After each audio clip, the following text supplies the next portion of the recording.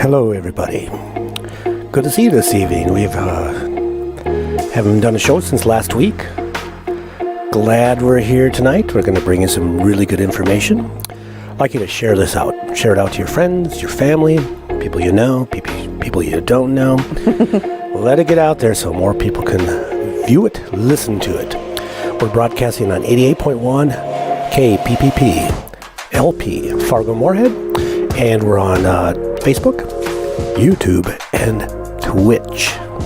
Yes, and you can also follow us on our social media platforms. You can find us on Facebook at 88.1 FM Fargo Moorhead, the People's Press Project's Mexi-Can, and you can also go on at Cindy Gomez-Schempp on Insta.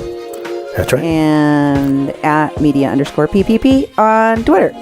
And on Twitch, it's a Mexican Crossing Lines. Twitch is new for us. It's kind of an interesting platform. Pretty much the videos don't stay there. They kind of go away after you see them, so you can only see them when they're happening until you get enough people on there. So we need more people on Twitch. We're going to expand on that platform, but we're happy to be doing YouTube at Duke1517 and Facebook and Twitch at the same time. Heck yeah.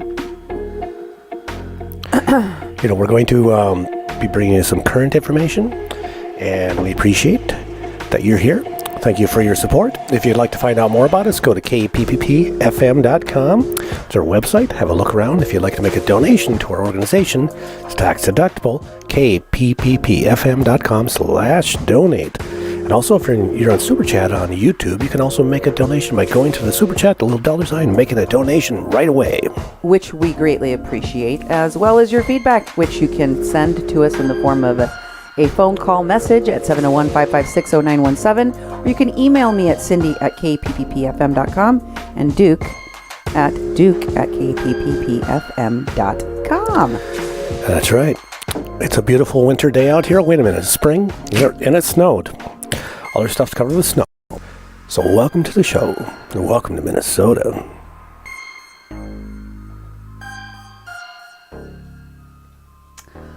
Welcome everyone to a Mexican Crossing Lines with your host, Cindy Gomez-Schempp. And Duke Gomez-Schempp. You're listening to 88.1 FM, KPPPLP Fargo Moorhead, where we are adding local color to your airwaves. And tonight, we have some big news about the Johnson & Johnson vaccine. There have been announcements and press conferences at the White House held today on the vaccination from Johnson & Johnson. We heard as of Tuesday evening that all states, including Washington, D.C., have announced a pause on the Johnson & Johnson vaccine. The same went for U.S. military, federally run sites, CVS and Walgreens, those two big pharmacy giants that were participating in the rollout of the vaccine, as well as Rite Aid, Walmart, and Publix, and also announcing everybody's pausing the Johnson & Johnson vaccine. And this is due to the fact that there have been some adverse effects in a very small number of women. All women, all between the ages of 18 and 48, which is a very, narrow subset. It's young women, right? That are developing the illness, some illness, within 1 to 3 weeks after they get the vaccine. So everybody falls under this criteria. All women, 6 women between the ages of 18 and 48, and all of them developing symptoms 1 to 3 weeks after vaccination. One woman in Virginia has died, and another woman, a second woman in Nebraska, has been hospitalized in critical condition. So, obviously, this is a very terrible setback for the vaccination rollout. As you know, the president had announced that not only was the goal of getting 100,000 vaccine doses in arms in 100 America. million, right? 100 million? 100 million, Yep. excuse me. Thank you. Not only did he meet that expectation that he promised within the first 100 days of his administration, he has exceeded it. And he had lofty goals of making the vaccine available to anyone that wanted it over the age of 16 years of age in the United States by April 20. That's what the president said. Anybody, because, we had all of these issues with the rollout of that vaccine having to do with, nursing homes and long-term care facilities, as well as doctors, nurses, and teachers, and different, age groups and locations. And there's issues with rural communities not having the proper refrigeration needed for the Pfizer vaccine, and communities of color not receiving enough doses, some places getting surplus of doses while others have not gotten enough. Well, this will tend to complicate all of those things, because the Johnson & Johnson vaccine was kind of expected to fill that gap. It was a third leg on the stool, Yeah. And here's the statement from the manufacturer. Johnson & Johnson put out a statement on April 13 saying that the safety and the well-being of people who use their product is their number one priority. They are aware of an extremely rare disorder involving people with blood clots in combination with low platelets in a small number of individuals who have received their vaccine. The United States CDC and the Food and Drug Administration are reviewing data involving these 6 reports of the U.S. cases out of more than 6.8 million doses that have already been administered. So the reason they're pausing the use of this vaccine is out of an abundance of caution. Yeah, sure. In addition, they're reviewing the cases with European health authorities because they have made a decision to proactively delay the rollout of the vaccine in Europe, of the Johnson & Johnson vaccine. And as you know, Duke, this already happened with the AstraZeneca vaccine. Yep. And there was the similar issue of clots in the people that were having these secondary effects, for which they have canceled the use of AstraZeneca in many European countries. So the company has said that it is working very closely with medical experts and authorities in the health industry.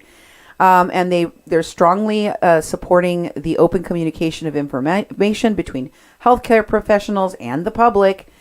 And the CDC and the FDA have made information available about proper recognition and management due to this unique treatment required to deal with these blood clots, because this creates a special type of problem and it needs a special kind of treatment.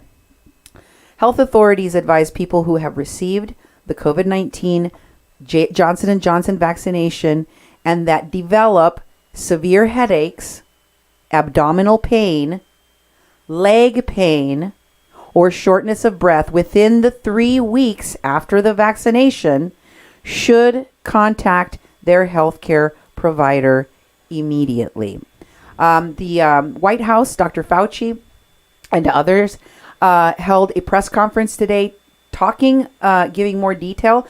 It's an hour or so long, or, it's lengthy. So I recommend that folks go out and take a look at it, listen to it, because a lot of the, deeper dive types of questions about how this is manifesting in some women, and what to look for. Because right now, I think a lot of people are very hesitant and they have a lot of questions about vaccinations in general. As a matter of fact, Duke and I we've kind of been gone for a while because we both got vaccinated and we both had recovery periods after, as well as Nemo. All of us got vaccinated. Our second doses are in the arms. And, everyone has different experiences, and it depends on what kind of vaccine you got. And it depends on, each individual, what kind of, outcomes they'll have. It's not nothing. I mean, it is a sore arm at the very least. But what was your experience like, Duke? Tell folks what you experienced. Well, it's better than getting COVID. I my first vaccine, I got the Pfizer, and my first one was, of course, a month ago, and didn't feel anything really, not even a sore arm. And I thought, I hope it's working, And then the second one I got was just a week ago today, actually. And I had a sore arm, and then I started getting sore all over, and then felt miserable, just stiff and sore. And I had trouble sleeping because I had to keep on being a rotisserie, getting each side done because it hurt on one side, and I lay on the other side, kept on rolling around. And then the next day it kind of cleared up, and I've been fine ever since, so my arm doesn't hurt anymore.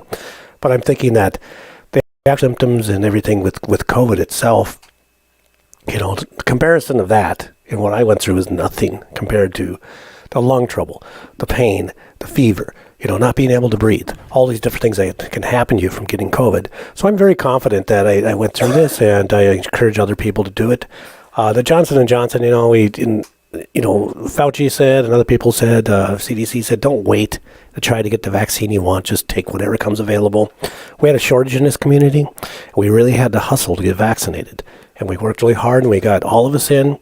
And now it's in Minnesota and North Dakota, there's plenty of vaccines. So I encourage anyone in the Fargo-Moorhead area, find a place to get vaccinated. You don't have to get vaccinated in Minnesota. North Dakota takes Minnesota patients. We're a border community. You can go out there and get vaccinated. You can do walk-in. You can just walk in right now. You don't even have to have appointments. So I'd say go do that now and get it taken care of. Okay, I'm going to be a little personal in relaying what happened to me when I got the vaccine.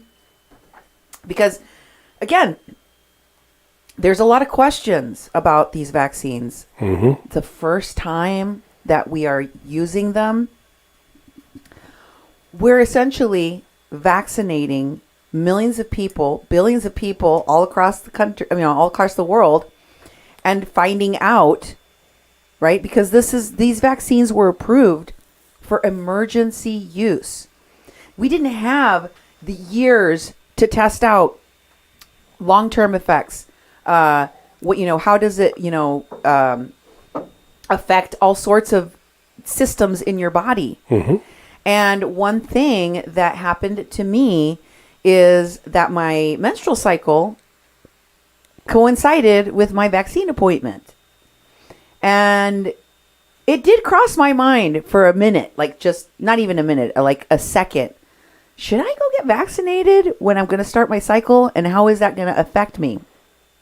Well, it was a good question to ask, Duke. Yeah. Because apparently, one of the side effects of getting the vaccine, if you're on your cycle, is that you could have a way more painful and way more heavy period. Which is exactly what happened to me. Yeah.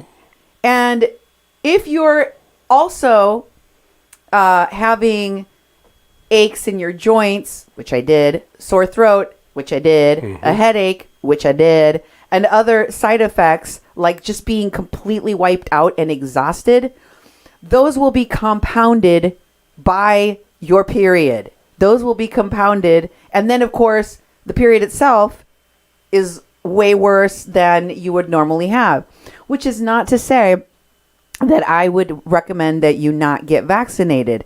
I would, if you can, if it's convenient and possible and a simple thing to do, I would schedule around your cycle just so that you don't have that extra headache on your hands.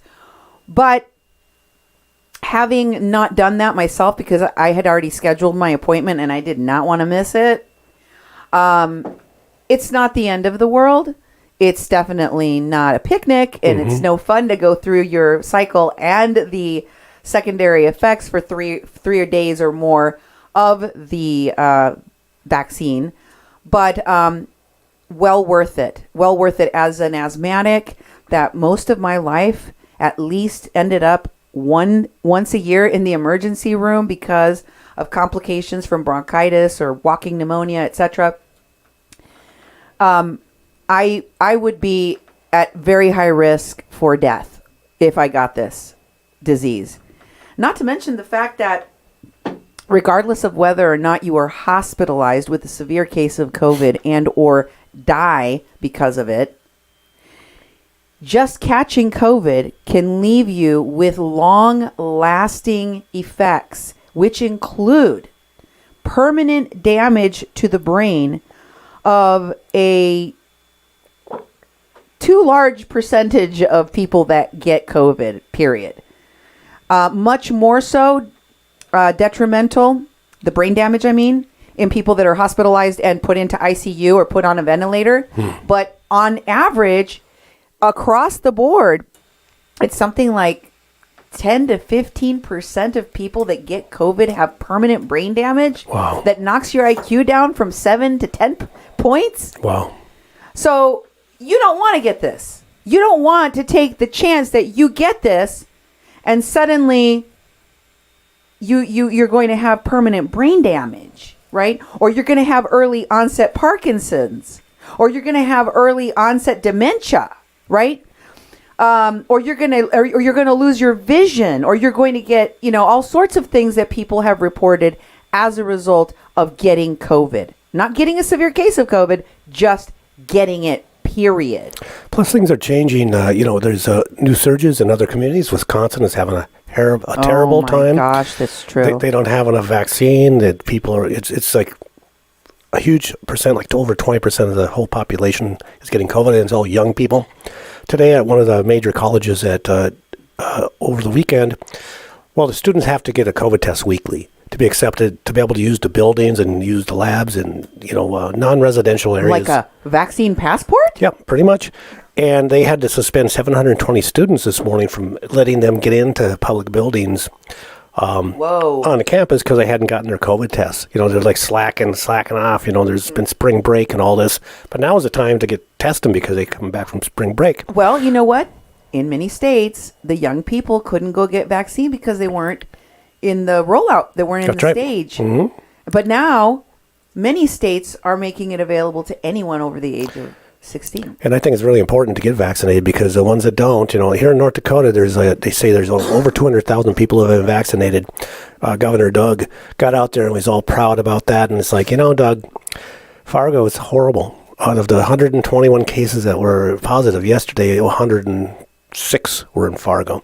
And Fargo Cass County continues to go up and up and up with infections, a lot more younger people. And there's a vaccination rollout here, but it's just not helping here. We have the most cases in the whole state and the whole region are happening in Fargo. And there's no mask mandates. There's no restrictions. They've lifted everything. And this is all they have to do. And in Wisconsin, they're talking about 2 weeks. Just 2 weeks, close everything down, and it would make an improvement. But they aren't going to do that. And so it's going to get worse, and the people that don't get vaccinated are just going to cause more and more infection and more people to be debilitated. Not that it would matter, because Doug Burgum, our governor in North Dakota, wouldn't order a statewide mask mandate or a shutdown. But at least he retains the power as a governor to do that. It hasn't been taken from him like they did in Wisconsin. In Michigan, didn't they? In Michigan, yes. And Governor Whitmer. Yeah. The legislature. Well, you know more about that story. Why don't you tell a little bit about what happened? They took away her powers, didn't they? Oh, yeah. They took away her powers, and that's the whole thing is that we don't want this mask mandate. We want the governor shutting things down. They take away the governor's power.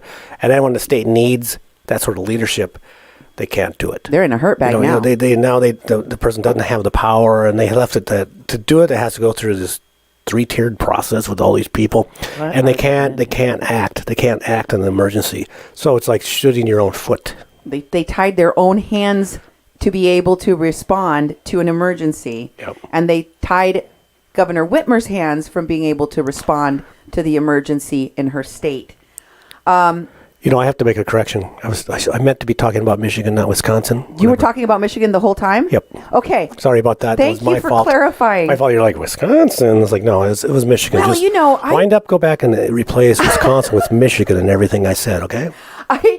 I kind of thought that you might have been talking about Michigan, but then I thought, well, Duke knows what he's talking about. I don't know, Michigan, Wisconsin, there's those states that are like next to each other, and it's like they're along the Great Lakes. Those Midwestern states they're are on the all other the side same. of Minnesota, so I don't know. Speaking of Midwestern states, Minnesota has its own nightmare to deal with right now with the most recent shooting of another black man that was killed, according to reports, accidentally, in air quotes, because the female officer, was attempting to pull out her Glock, and she accidentally pulled out her taser instead. No, the other way around.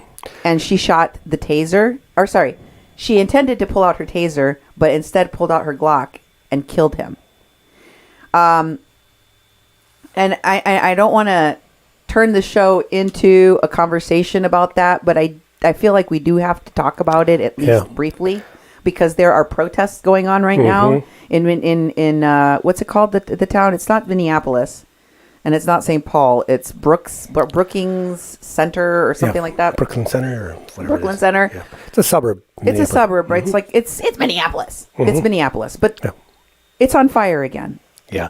There is looting again. Derek Budd said Derek Budd made a comment on our Facebook, and he said Minneapolis is going to burn tonight. And I think it's absurd to me that people would go to the Target Express on Lake Street and start busting things up when this happened in Brooklyn Park, right? I haven't confirmed that. I did see it tweeted last night, Duke. I know, and I looked but around. I'm sure that it's happening. I looked around today, and people, I just think that, I understand being really upset because this thing is horrible. The chief of police and that officer both resigned. When the police were shooting rubber bullets last night and tear gas in the crowds, the city council in the town actually said that their police department could no longer use gas or rubber bullets. And at the time they were making that vote, the officers were shooting people with these rubber bullets and pushing them back, and they moved the crowd way back.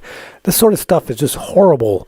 It's a horrible reaction. I think the people going out and just destroying stuff is a horrible reaction. It doesn't do anything. It just destroys property, and property has nothing to do with the problem. And so, and it's going to get worse tonight. The Derek Chauvin trial is the defense is starting their case. So it's going to be a boiling pot for a while in Minneapolis.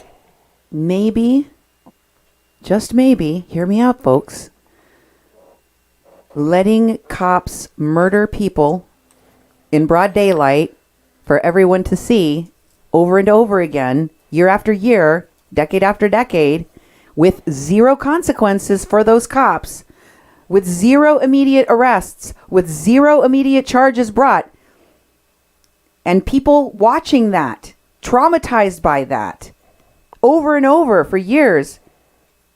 Maybe that is what's broken. Yep, maybe that's sure. what's not working. Maybe that is what's causing all of this unrest and anger. Yep. In the injustice of it, Duke. Year after year after year after year, and we know. I mean, why are we even having a conversation about whether or not what happened to Floyd was wrong, was murder? It's plain. It's easy to see. The fact that we know that there's a high possibility that something so black and white, so obviously wrong, a murder so clear, could probably be acquitted because it's a cop that did it. It's something that's broken in this country that we need to fix. It can't go on any longer like this. For sure.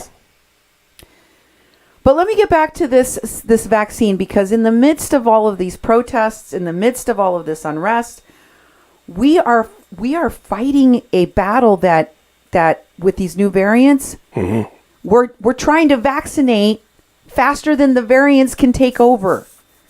And believe me, folks, we do not want to enter into a fourth and fifth and sixth wave of this pandemic with more and more and more deaths because we couldn't get a vaccine, because we couldn't, or we didn't want to get a vaccination. And this Johnson & Johnson vaccine, which had been set to roll out all the doses they have available, is now paused. And that is a huge setback for our country. I'm going to read to you about the kind of blood clots that this produces. They are called cerebral venous sinus thrombosis, or CVST. As of April 12, more than 6.8 million doses of the Johnson & Johnson vaccine have been administered. In the U.S., the CDC and the FDA are receiving data involving the 6 reported cases of a rare and severe type of blood clot in individuals after they received the Johnson & Johnson vaccine. In these cases, a type of blood clot called the cerebral venous sinus thrombosis was seen in combination with low level of blood platelets. Thrombocytopenia, it's called. All 6 cases occurred among women between the ages of 18 and 48, and the symptoms occurred 6 to 13 days after they received their vaccine. The treatment of this type of blood clot is different from the treatment that might typically be administered. Usually, an anticoagulant drug called heparin is used to treat blood clots. In this setting, administration of heparin may be dangerous, and alternative treatments need to be given. Yikes. If you do the typical thing, which would be to give someone heparin, that might actually be deadly. Probably dislodges the blood clot and it just go to your lung or brain. It go to your lung, to your brain, and then it'll kill you, right? The CDC will convene a meeting of the Advisory Committee on Immunization Practices, the ACIP, on Wednesday to further review these cases and assess their potential significance. The FDA will review that analysis as it also investigates these cases. Until that process is complete, they are recommending a pause in the use of this vaccine out of an abundance of caution. This is important, in part, to ensure the healthcare provider community is aware of this potential for these adverse effects and can plan for proper recognition and management due to the unique treatment required for this type of blood clot. Right now, these adverse effects from the vaccine, for those of you who've already gotten that Johnson & Johnson shot in your arm, it is extremely, extremely rare. COVID-19 vaccine safety is a top priority for the federal government, and this joint statement from the CDC and the FDA together, they are all taking in all of the reports of health problems following the vaccination very, very seriously. People who have received the Johnson & Johnson vaccine who develop a severe headache, abdominal pain, leg pain, or shortness of breath within 3 weeks, that means those are like all symptoms of blood clot got loose. You know, you got a blood clot, it got loose, it's causing you problems. You need to go to the emergency room right away. And be very extremely careful, because with blood clots, the blood clot gets dislodged, and it can get dislodged from walking, moving, right? It can get dislodged a million different ways. And when and if it does, and if it's big enough and it goes to the wrong place in your body, in your brain, in your lungs, it is deadly. So an abundance of caution, they're pausing it, but at the same time, we definitely need to be on the lookout for these, very dangerous adverse effects. And I think it's okay that they're being very, very cautious. 6 people out of all the vaccines that have been inoculated into people is a very small number. If you go to the hospital for a normal surgery and stuff, they're going to show you all these potentials that you're going to die from the anesthesia. All sorts of things are going to kill you from a routine operation. And it happens. And they don't allow all the operations.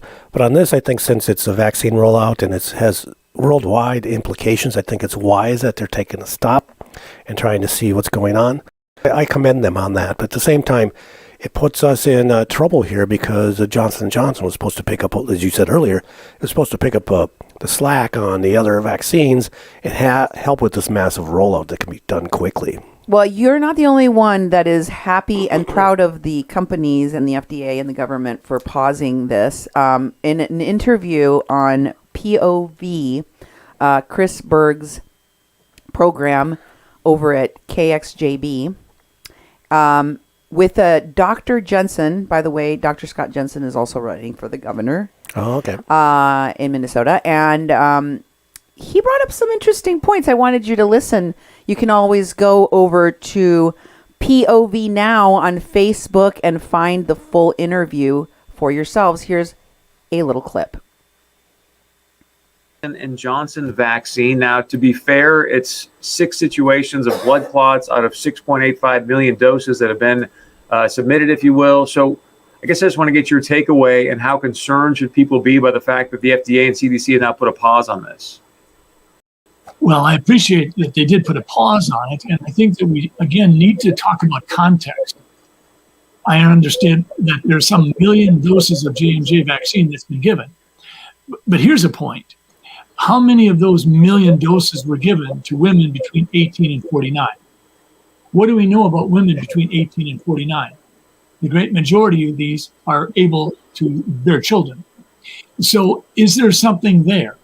If we have 6 instances of potentially lethal blood clot formation, it may not be 6 out of a million. It may be 6 out of a much smaller number. Yes. We need to know how many of those people got it. Then we also need to ask the question, do we think that physicians and, if you will, clinics administering the vaccine are doing a comprehensive, thorough job of reporting concerns? Possibly not. And then another question is it an all or none phenomenon? In other words, when blood clots like this, these micro blood clots form, is it possible that there is a lower level of symptomatology that may not be meeting a threshold of going in and getting care or reporting it? So I think it's wise to put a pause on it. I think that this happens with any vaccine, but we're going to be more concerned about it when it's been a vaccine that's been fast-tracked. Well, that's what I was going to get to. I mean, the fact this has only been an emergency approval, where there's already some vaccine hesitancy across the country and across the world. What would you say to people right now that have that hesitancy about taking the vaccine? I wish I had something brilliant to say, Chris, but I don't. I would say this. I think we have an obligation to one another to understand that we each have our own threshold level for what constitutes vaccine safety. This is why it has to be a choice. This is why vaccine passports are such a horrific. So encourage once again for all of you to go and listen to the full interview. It's pretty interesting. I mean, he does bring up a lot of very good questions when they say that out of 6 point whatever billion or million vaccines they've already put in people's arms, this number 6 women is very, very small. Very, very small, right? But 6.8 million doses of the Johnson & Johnson vaccine didn't go into women only from the childbearing years of 18 to 48, right? They went into men, elderly, all sorts of age groups.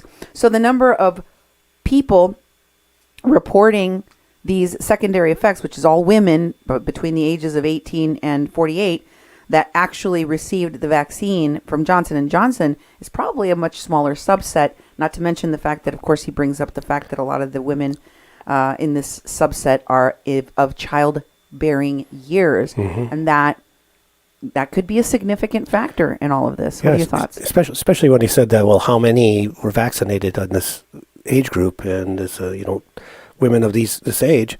That would be important to know, because if you had 6 out of like 1,000, that's a huge number compared to 16 million. So that was a very good point made there. I thought that was that's kind of what I was thinking when I made my comment, that it's still a small number. There's risks, and it's good that they slowed it down. They stopped it till they kind of get a handle on what's going on.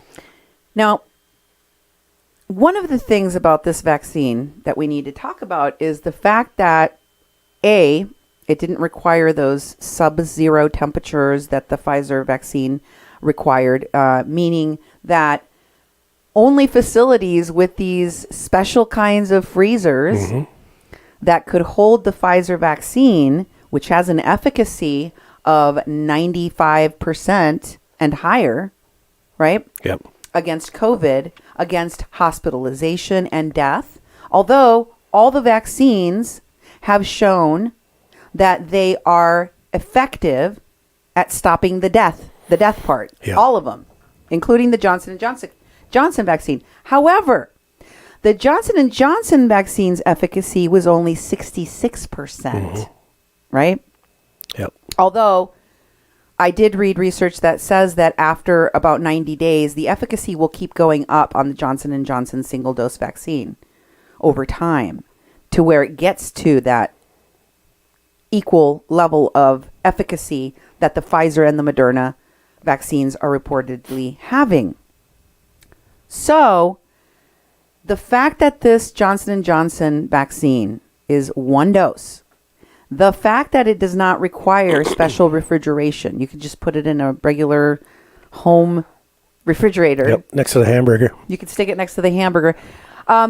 It opened the possibility for tribal communities, rural communities, and poor and low income communities, and blue collar communities where scheduling 2 different vaccination dates around your work schedule, around your emergency first line responder duties would be a hassle, would cause hesitancy for people to go get the vaccination. Well, Johnson & Johnson's one-shot, vaccine eliminated a lot of those barriers. In the beginning of the rollout, a lot of people had concerns about this subtle racism, or maybe not so subtle racism, in the efficacy of the Johnson & Johnson vaccine, and the fact that it was being more, it was used more in those places that didn't have the facilities, that didn't have the kind of refrigeration necessary for the other vaccine. In those communities, like tribal communities, like low-income communities, like blue-collar communities, where people having to go back 2 times would preclude them from getting their vaccinations completed, the Johnson & Johnson vaccine just took care of all of those things. But, in the beginning, a lot of people were saying, well, isn't it racist to give the least effective vaccine to all the poor people and black people and brown people? And people of color, some people were upset about it. Why are we getting the crappy vaccine? Yeah. Why are we getting the least effective vaccine out of the bunch? I mean, what do you think of those allegations? Because let me just say one more thing about this vaccine rollout. And this is across the board, okay? This is an older article from March of last month, March 4th. But as of that date, for vaccines, Johnson & Johnson and all of the other vaccines, according to the data that was compiled by the CDC, Latinos had received only 8.6% of available vaccines among those in the U.S. who've had at least 1 dose of vaccine administered, despite the fact that they comprise 20.7% of the COVID cases in the country and 18.5% of the population overall. So, what's up? How come they weren't vaccinating Latinos? That's right. Black communities. Black people have received 6.7% of the vaccines, yet account for 12.2% of the COVID cases and 13.4% of the total population. Meanwhile, whites in America make up 55.9% of the cases of the virus nationally and 60.1% of the population, but they have received 64% of the vaccines available. Well, those numbers speak for themselves. That is disparaging issues that communities of color aren't getting access. They never have. It hasn't changed. Just because we have a vaccine rollout in this country, it's not going to eliminate that sort of racism that's already inherent in the systems. I got the Pfizer, and that's one that needs to be kept at sub-zero temperatures. The Moderna one could be kept in regular refrigerators too, and those are very prevalent. In fact, the motivation for these companies that have the big freezers, back of my phone's my little button that I got vaccinated. My phone got vaccinated, and it's a thrifty white pharmacy. The name's, it's right in the name there. The thrifty white pharmacy. But what they're doing is I'm getting all sorts of emails from them. It's like, hey, you got other vaccines you need? Come on over. You want to move your prescriptions over here and use our pharmacy? Come on over. So I'm being bombarded with marketing from this company that vaccinated me, and it's like their self-interest. They need they're getting a lot of money for doing this in the first place. But they're developing a new customer base. But I think the racism and that people of color and communities of color are getting less and less in the white community. It's inherent in the systems of racism, and it's just showing itself the way it has been because we haven't addressed that in this country. Well, here's the thing that I want people to take away from all of this. One, you should be able to get a vaccine if you need one. Yep. And if you want one. Yep. Exactly. And especially if you have close contact with the public, if you're a restaurant worker, if you're working in a bar, if you are driving a bus, if you're doing any job that requires you to have close contact with people face to face, talking to them, you should be able to get protection for yourself. You should be able to get vaccinated so you don't have to worry about getting really sick and dying. And by the way, America, you're welcome for the Affordable Health Care Act. Now that everyone can get free vaccines on the planet, doesn't it make you look differently at the human right that we all have to access affordable health care? That's right. I mean, it should be a thing, right? Mm-hmm. So, people definitely should be able to get a vaccine. I see that the pausing of the Johnson & Johnson rollout supposedly will only be a few days of delay. It's not going to be forever. The studying of the reasons why these blood clots or secondary adverse effects are happening should be resolved. And hopefully that will happen sooner rather than later. But if you are a person who has had an adverse effect, any adverse effects from your vaccines, you need to report it. I would encourage everyone to go and report it. And there is a place to report your adverse effects for a vaccine on this page. It's called the Vaccine Adverse Event Reporting System. The Adverse Effect Reporting System is a passive reporting system, meaning that it relies on you as the individual that got the vaccine to call them to, fill out this online form and report your experiences.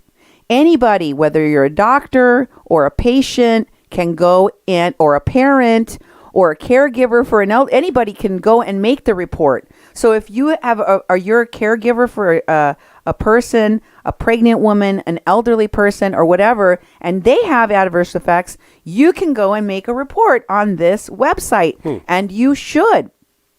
Any adverse events listed in the VAERS, the Vaccine Adverse Event Reporting System table of report events following your vaccination that occurs within the specific time period after the vaccination was taken can be reported by two methods. One is report online, which means that you submit a report online. The report must be completed online and submitted in one sitting. It's one of those things. Oh, yeah. You where can't go back to it, yeah. Yeah, you can't go and, take a shower and come back and finish it later. Time out on you. Exactly. Your information will be erased if you are inactive for 20 minutes. Okay. And you will receive a warning after 15 minutes. Or option number 2, you can use a writable PDF form. Okay. And download it and then complete it and then, if you don't have time to complete it all at once, you can use this method and then return to this page to upload your completed writable PDF form, and then you can let them know what your symptoms, what your reactions are. Mm-hmm. What will you need when you sit down at the computer on this timed thing? So what will you need to have ready? You need to have patient information such as the age, the date of birth, and the sex of the person that got vaccinated. You need the vaccine information, the brand name. Did they get the Moderna? Did they get the Pfizer? They need to know the date, the time, and the location of the vaccine that was administered. They need to know the symptoms and outcomes of the adverse event. They need to know what medical test and laboratory results you have gotten since you got vaccinated, if any, and your contact information for your doctor, if it's applicable. That's the full checklist of things you need to have on hand, information, in order to complete their online reporting form or their writable PDF. So if you'd have, and I've talked to so many people, my mother included, that told me they had symptoms and adverse side effects for days and sometimes even for weeks afterwards, and they didn't even know that they needed to report that. But you should, and that's where you do it. So folks, get vaccinated. If you can and want to get vaccinated, I encourage you to go do it. It's for some people not even any kind of a problem. They have no adverse side effects whatsoever. For others, there's some mild ones. However, it is well worth your effort to get vaccinated so we can all hopefully get back to a new normal in this world. Thanks for being with us here on A Mexican Crossing Lines with your host, Cindy Gomez-Schempp. And Duke Gomez-Schempp. You've been listening to 88.1 FM KPPPLP Fargo-Moorhead, where we are adding local color to your airwaves. God bless and good night.